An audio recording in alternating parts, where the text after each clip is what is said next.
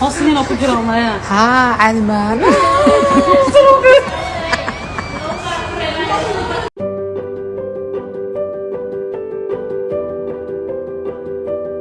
xasbuna allah waxay ku fadhisaa kursi ku shaqeeya koronto waxa ay leedahay naahee dhammeysama nin baa ku dhex jira iyo waxyaabo laga xishoodo oo laga yaqiiqsado sidoo kale waxaan ku hayaa wiil magaciisa lagu magacaabo yaxye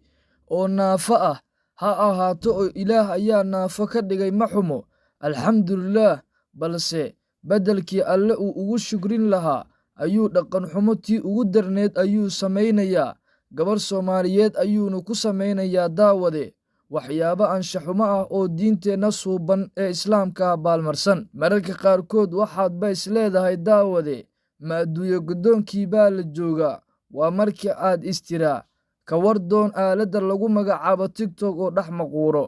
xogo iyo muuqaallo ka qarsoon iyo gabadhan sidata magaca maamul goboleedan oo waxyaabo dadka fajac gelinaya sameynaysa ayaan muuqaalkan idinkugu hayaa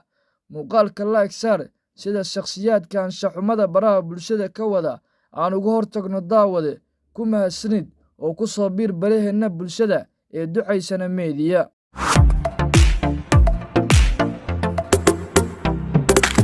kulanti habboon saaxiibayaal meel kastoo aad dunida daafeeda ka joogtaan ku soo dhowaada channelkeena ducaysana meediya oo alaabaan idinkugu soo gudbinno warbixinada markaasi taagan isla mar ahaanta aan isleenahay bulshada waa loo gudbin karaa xasbunallah waxay ku fadhisaa gabar sidata magaca maamul goboleedka koonfur galbeed Soomaaliya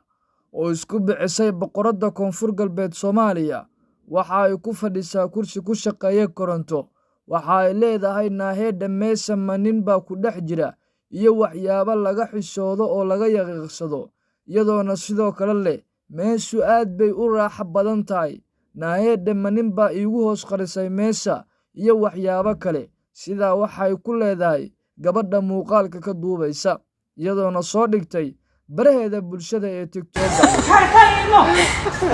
حسنين كجرا ما ها عادي ما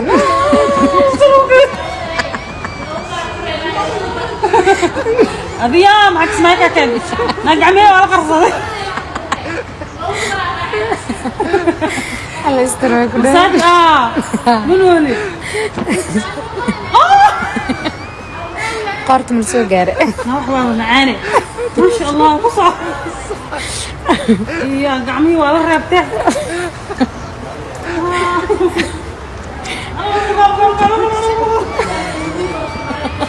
sidoo kale daawade waxaa wiil lagu magacaabo yaxye oo baraha bulshada qabsaday muddooyinka dambe isla mar ahaantaana naafo ah halkii uu ku shukrin lahaa Allah subxaanahu wa tacaala ayuu samaynayaa dhaqan xumo tii ugu darneyd wiilka naafada ah ee lagu magacaabo yaxye gabar Soomaaliyeed ayuuna ku samaynayaa muddooyinkan dambe baraha bulshada ayaa lagu hadal hayaa waxaana uu ku samaynayaa gabar Soomaaliyeed anshaxumo iyadoona muuqaalkaasi uu soo geliyey barihiisa bulshada uu ka isticmaalo aaladda lagu magacaabo TikTok